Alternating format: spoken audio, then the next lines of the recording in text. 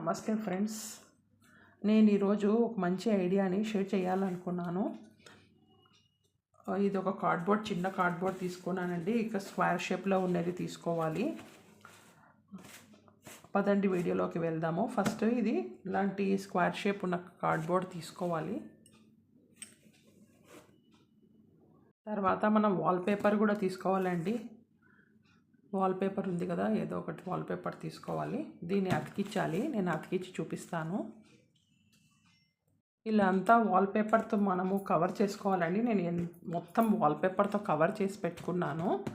తర్వాత ఏదో ఒక లిడ్ తీసుకోవాలి, దానికి హోల్ పెట్టుకోవాలి.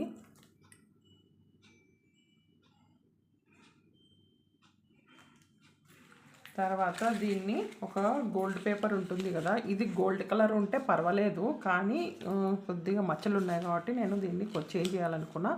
గోల్డ్ పేపర్తో దీన్ని మొత్తము ఇలా వ్రాప్ చేసేస్తానండి. మొత్తం ఇలా వ్రాప్ చేసేస్తాను. ఇప్పుడు నేను ఇది గోల్డ్ కవర్తో కవర్ చేసేస్తానండి లిడ్ని మొత్తము. ఇప్పుడు ఇక్కడ హోల్ పెట్టుకోవచ్చు, లేకపోతే పెట్టుకోకపోవచ్చు. మీరు కనపడుతుందా? ఇక్కడ దీన్ని మనము స్టిక్ చేసేయాలి గ్లూ గన్తో.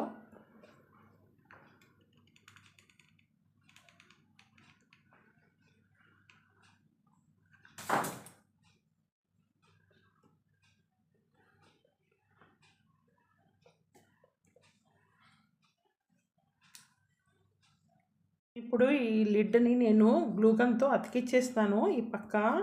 ఇప్పుడు ఏదో ఒక ఫ్లవర్ ఉంటాయి కదా, మీకు న్యాచురల్ ఫ్లవర్స్ కూడా పెట్టుకోవచ్చు, లేకపోతే ఏదైనా ఒక ఫ్లవర్స్ అన్న మీరు పెట్టుకోవచ్చు అండి. నేనైతే ఆర్టిఫిషియల్ ఫ్లవర్స్ పెడుతున్నాను. చూడండి మీకు ఎంత అందంగా కనపడుతున్నాయో. Simple flower was.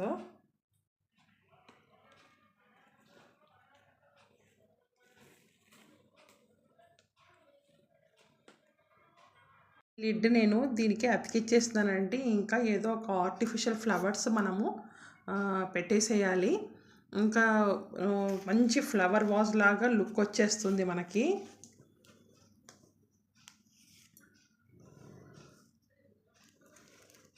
ఒక బాటిల్లో ఒక ఫ్లవర్ వాజ్ పెట్టుకున్నట్లు లుక్ వచ్చేస్తుందండి.